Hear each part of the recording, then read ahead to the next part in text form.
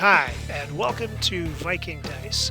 Today we're going to take a look at this Milky Bloodbath set and how we get there, inspired by some of the cool Milky stuff we've seen on Facebook lately. So stick around and come along for the ride. Thanks.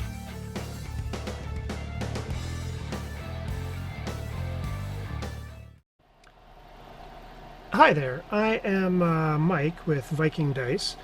Today I am going to be working on a new set of dice.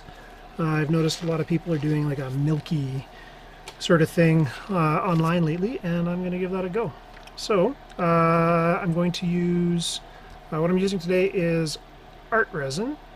I live in Canada, so there's a lot of the other brands that are kind of hard for us to get, or they're super expensive. So I'm just going to get these measured out and get started. So normally I am all about the safety. Today I am not wearing a respirator just because I'm going to be talking a bunch, and it is difficult to do that with half decent audio through a respirator. So won't be wearing one today, but I usually do. So that's 30 mils of the resin, and I'm going to throw 30 mils of the hardener in the other one. So I've warmed this up just a little bit. I work in my basement, and it is a little on the chilly side, even in the summer here. So I usually warm it up a little bit, and I find that helps with, I don't get quite as many bubbles, and it just flows a little bit better. Here we go, and 30 mils there. So, so the goal is to get that that milky white. Like everybody else, I like having a little bit of pearl or iridescence in them. So I'm going to use this pinata pearl in them as well.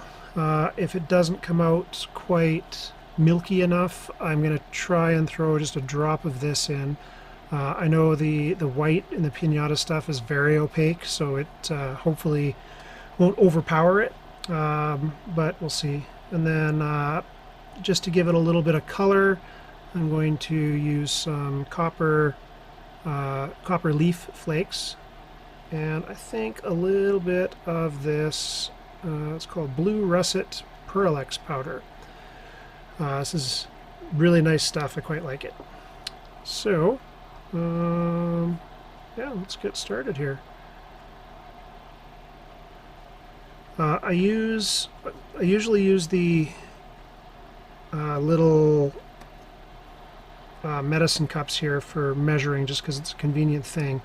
Unfortunately, they're not terribly reusable because cleaning them out is kind of difficult to do. So I quite often just toss these, but I do like to use these silicone cups for everything else because they're reusable. What I do to clean them afterwards is usually just throw them. I've got a mason jar full of 99% rubbing alcohol, and I'll just kind of submerge them in that. When there's pardon me, resin mixed in, like it's mixed resin, that'll usually harden out nice, and then you can usually just pop it out. But sometimes you gotta clean it a little bit better. But with the unmixed stuff, like what will quite often be in the cups, it just seems to work a lot better when you just do them that way. So just try to make sure you get as much of it out of here as you can, because you don't want your ratios to be off. And that guy can just get put aside for a bit. And then throw that guy in.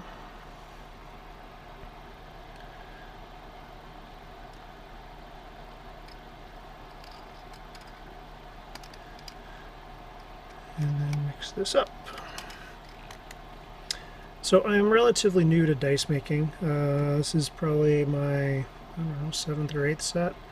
But I found it to be a very interesting hobby. I've been a gamer pretty much my whole life. uh, D&D and all that kind of stuff since, well, since I was a little kid.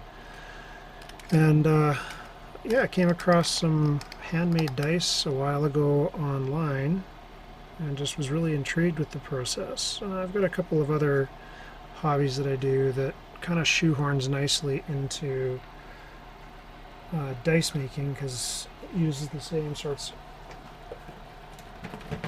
Oh, pardon me. Sorry, it uses the same sorts of resin and stuff. So with these ones, I usually time how long I'm stirring.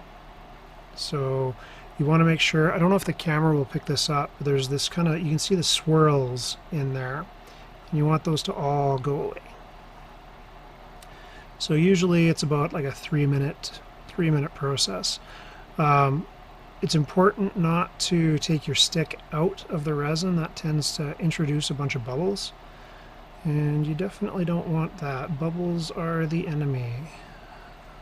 So we'll mix this for a couple of minutes here and then separate them out into the two colors I'm going to be using today. So the copper and the milky, the pearl and or the white are going to go in the one, and then I'll measure out probably 15 milliliters of the other resin, or well, just 15 milliliters into this guy to throw the Pearl X in. Then that's just going to give it kind of like what I'm hoping for is a relatively clear highlight, like a reddish highlight inside when I'm done doing the dice. The effect I'm going for, I think, would be a lot easier in an open face or a squish mold. I'm using sprue molds at the moment just because that's what I've got made. I've got to re-polish my masters to do some squish molds with them. And then I'm going to try that because then one face is open. And there's some stuff that's just a lot easier to do then. Not the most exciting thing, so I will probably speed this up a bunch so you guys don't have to watch it. Alright, and that looks pretty well mixed. I got a few bubbles in there, but that's kind of life at this point.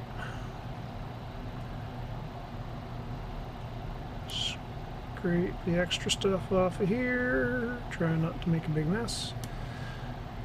And then the other thing I like about these silicone cups is they've got graduations on the inside there, so you can kind of tell how much you're putting in.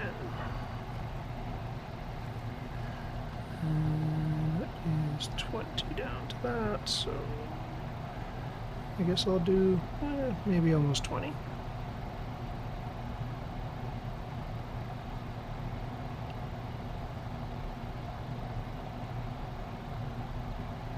And there we go. Almost 20.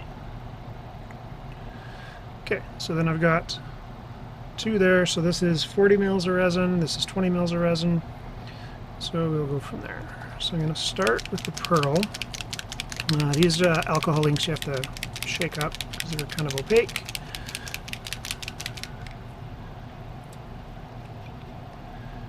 And then I will throw a couple of drops in here.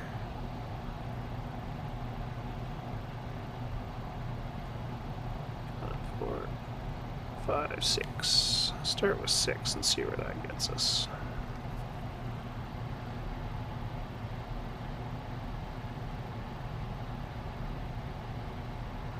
Not very far. Sorry if my head's in the way there. I just realized I probably stuck that right in there. So that is very, very little. So that's going to take a whole ton to do. So I'm going to try one drop of this white stuff, and hopefully it's not too opaque. I know this one sometimes comes out super opaque. So I'm hoping that just one drop gets me kind of the effect I'm after. Collecting on the sides there, so give that a little scrape.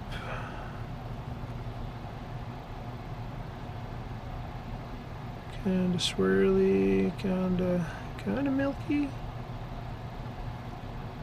This is the bit where you get really, so, I mean, it's super see-through that thin, but that is pretty good. So I'm going to risk one more. So I want these to be kind of see-through, but not, I want them to, like, for light to pass through, but I don't want them to be transparent.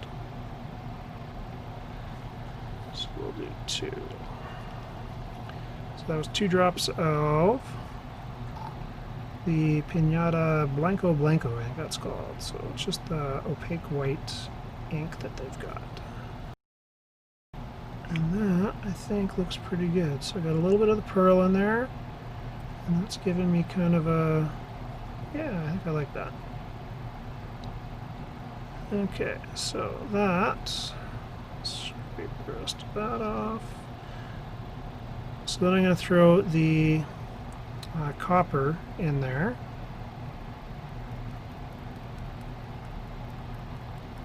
Come on, here we go.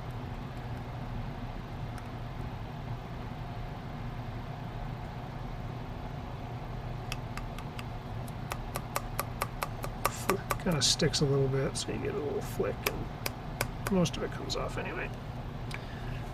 We'll mix that in there.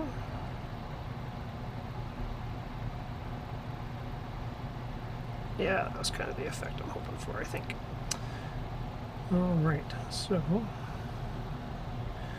scrape the stuff off the walls, get that all mixed in through there so you can kind of see through it. And in a dice, I think that'll work okay. Because a lot of the copper, I think, is going to sink to the bottom anyway, because I'm using sprue molds. So that's kind of what I've seen before when I've used these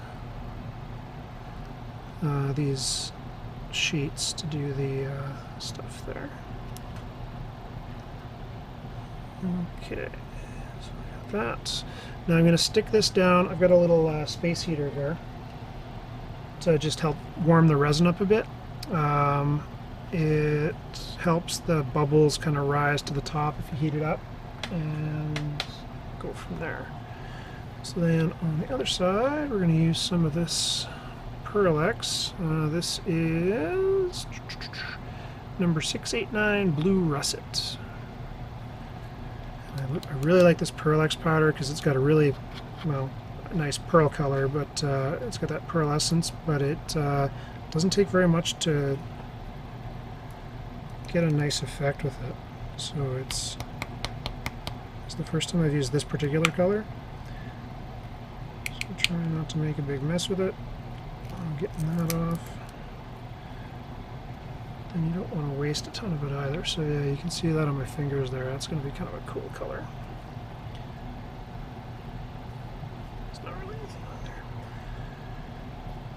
So with these guys, it's definitely a less is more situation.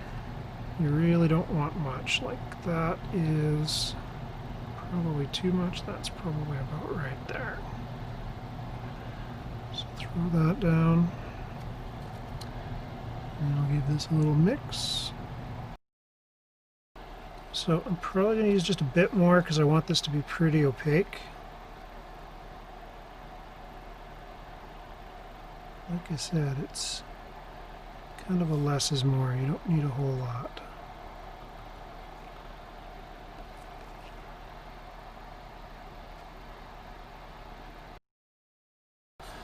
And again, just make sure you scrape the sides, get any make sure you're getting any stuff off there. Yeah, I kind of like that. Give that a bit more of a stir, and then we will.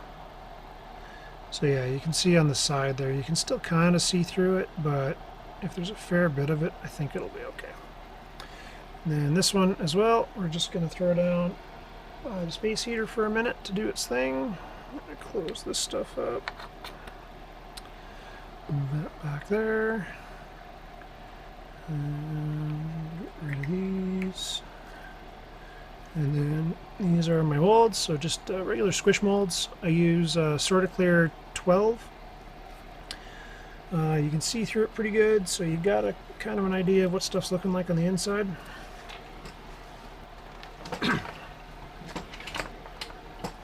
And then we'll just use some pipettes here. So I usually throw 2 in each one.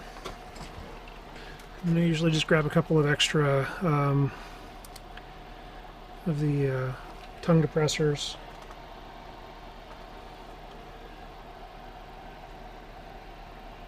To put those in. So you can see the bubbles in the top there, but that hopefully is not like an all the way through thing. Stick a couple of those in there. Get those going. And then this guy here. I find that tilting helps a little more, like when you have just like a little bit, like when you've only got 20 mils, like in the for the red here.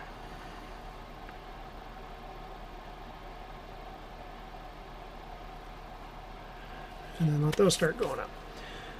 So the plan here is to do the translucent stuff, fill the mold most of the way, and then just a little bit of the red to do sort of a swirl through it. So when it's done, it'll be like this sort of see-through milky with some copper sunk to the bottom, and then the red stuff looking kind of, I don't know, blood-like or something.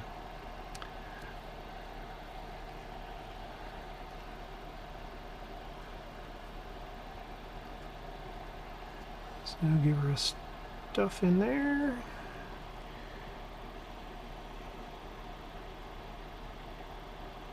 Sure, that gets in there. And then you want to make sure you're getting kind of careful with these. Like on the top, it's not a big deal to get a little bit of air in right now, but later on that becomes important not to do. Again, you don't want to put any bubbles in them.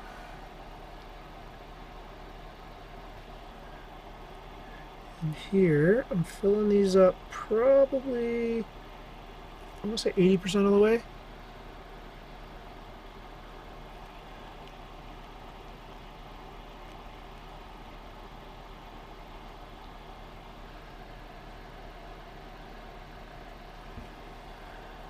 And then, get your red, stick that in the hole, probably down to the bottom. Give it a little spurt out the bottom, and then just kind of give it a little swirl until you are full.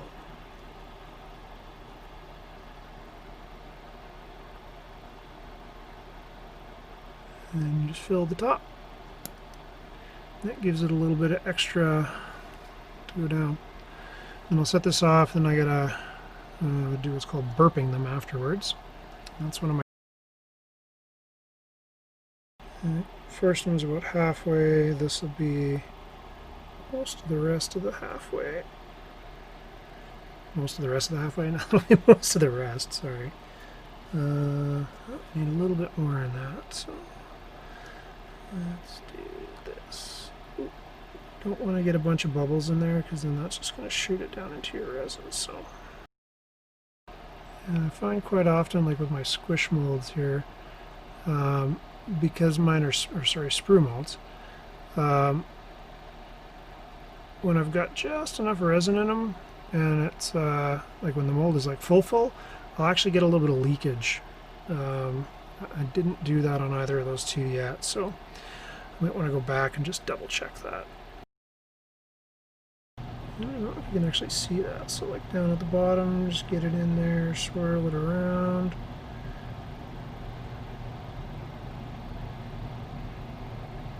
Eventually coming up to the top.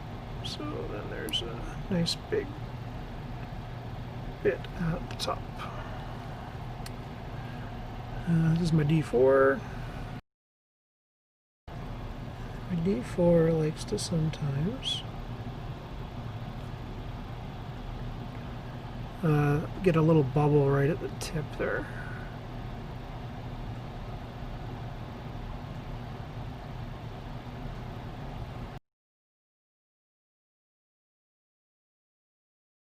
It always kind of makes me laugh when I'm doing these because the copper and stuff goes to the top when you don't want it to. But in the actual mold, it will sink down pretty good. So just kind of I don't know. I find it amusing. I'm rolling this one around a little bit more because my D8, I quite often get a bubble on the top, just because of the way my mold is cut, I think. There's my other D20, so that is my logo there.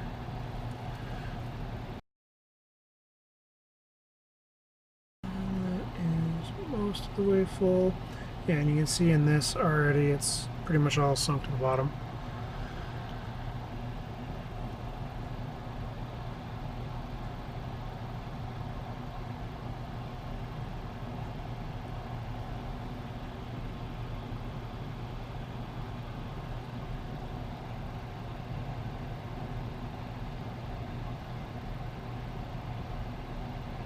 And you're basically just swirling that while pulling it out slowly.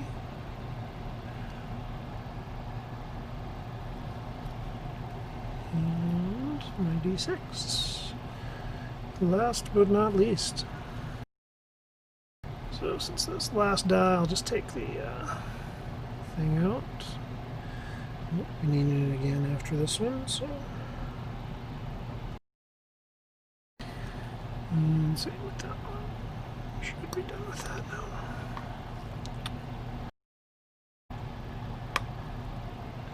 And done with that. Alrighty, so let's go back and just give these a little looky-doo. Kind of a weird big spot on the bottom, so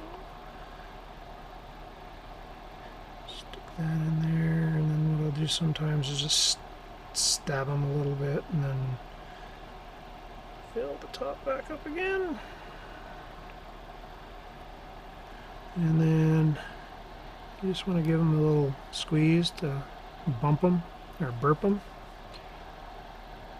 just in case there is any kind of bubbles in there.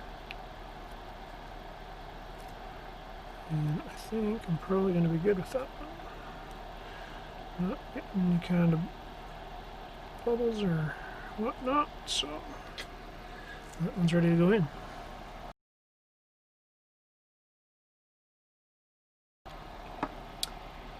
And one of my D20s. Same kind of thing, just a kind of a big red splotch on the bottom there, so gonna kind of stab it a bit, swirl it around a little bit, and see if that helps. A little bit anyway. Yeah, and get some stuff up the side there, so that should be good.